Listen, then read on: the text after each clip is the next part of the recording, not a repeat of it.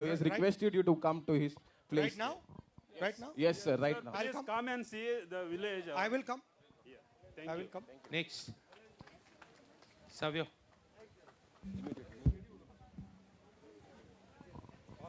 Hello.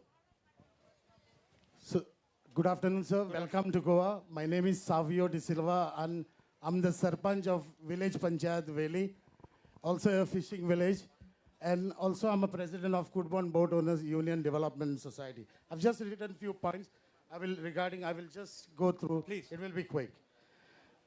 To all my brothers and sisters, all my fishermen brothers and sisters, coming from a fishing community from Veli, I would like to highlight some days back that the BJP government highlighted Swampanpurna Utsav, where the beneficiaries said they got subsidy on vehicles purchased up to 40%. I would like to highlight that the scheme was introduced by the Congress government, which the current government only changed its name. I realized that many fishermen brothers wanted to purchase insulated vehicles but could not afford it. It was then that I was told there was a central scheme under which the government of India was giving 50% subsidy for insulated vehicles. I highlighted the matter to the Fisheries Department that the Fisheries Department of Goa help in processing the papers so that our Goan brothers can get this insulated vehicle at 50% subsidy, which other states were taking benefit.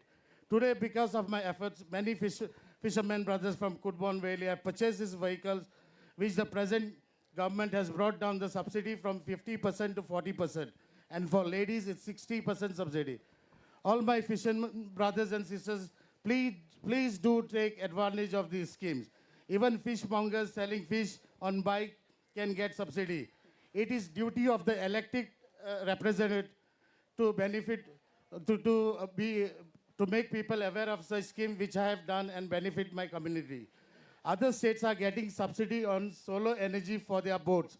It's a duty of our fisheries minister to give us the same scheme available in coastal states.